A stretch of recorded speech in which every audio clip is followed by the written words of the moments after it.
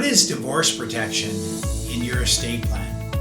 As we're sitting down with clients planning for their wealth, one of the things we always bring up is if something happened to you and you passed away and it went to your daughter, would you want that to go to your daughter's husband if a divorce occurred? In states that are community property, such as California, as soon as you commingle assets, it's presumed to be 50-50 property. So in a divorce, it can be very difficult to protect the inheritance that you receive. Now the good news is, in a properly structured, family-centered estate plan, you can build in divorce protection. So let's talk about how you do that and what are the different levels of protection you can build in. So divorce protection comes in different flavors. So one way to do it is, in your trust, it goes to your son or daughter, and they simply keep everything separate and never put a paycheck in the same account, never commingle at all. That works, but it's dangerous because it's easy over time to make mistakes, start combining things, and you tend to forget why you were keeping things separate.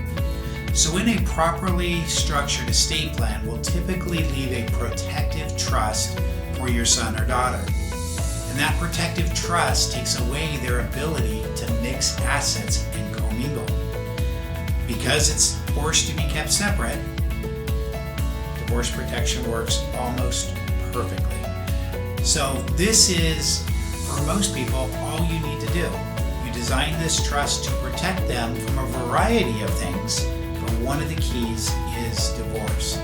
And if they're married for 50, 55 years, like my grandparents were, it doesn't harm the couple at all. In fact, it will give them asset protection, which we'll talk about in a separate video.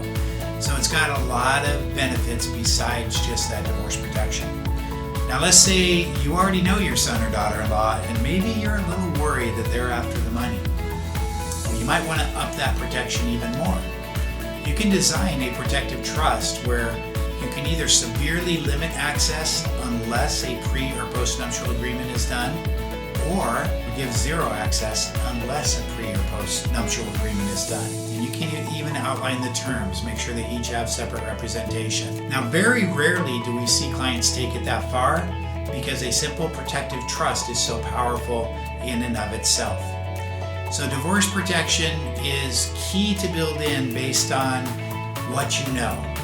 Now, if you are like my kids are all, none of them are married. I have 5 of them, 2 in college and 3 that are still in high school. So prior to them being married, you hope they choose good spouses and you can provide for them accordingly. But because we don't know yet, we probably want at least a protective trust plan. Now, we have a number of clients that do kind of what I call anti-divorce protection. And in each case, it happens to be that the clients have a son and they have almost unanimously felt, if this marriage gets screwed up, it's going to be my son's fault. So they love their daughter-in-laws, and they want to make sure that they're protected too, even if a divorce occurred. So ironically, divorce protection can protect your child, or even perhaps a daughter-in-law or son-in-law that you want to make sure is protected. It's really up to you, but divorce protection can do it all. Now, we're talking right now primarily about your revocable trust assets. But what about your IRAs, your 401ks? All of these things that are going over to your child may be outright and not even involving a trust. Well, when you do that, the money is separate automatically because of its tax classification. But because of the required minimum distributions, it's going to be forced to be paid out over time. Once it's paid out, if your child doesn't keep that segregated, if it's mixed, it will become community property. So there are ways to deal with IRAs that can protect them permanently also. And this can be done through charitable strategies and other tax techniques that can take your IRA and defer the taxes for sometimes up to 2 or 3 generations with powerful, proper tax planning. It increases the wealth to your kids, provides great divorce protection, and can accomplish so much more for you. Advanced entities. Let's say you're doing an asset protection trust or you've got a larger estate, you need to do some irrevocable trust planning.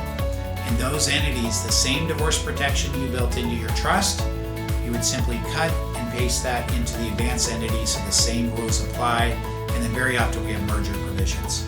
So divorce protection should apply throughout your plan, and when done properly, it can be very powerful. It can be invisible if you like.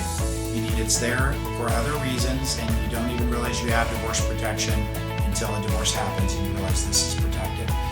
So powerful planning, if you don't have it, definitely recommend you build it into your plan, because it's one of the number one things our clients ask for as they're structuring the inheritance for the kids. So we'll see you next time, and thank you for joining me for divorce protection.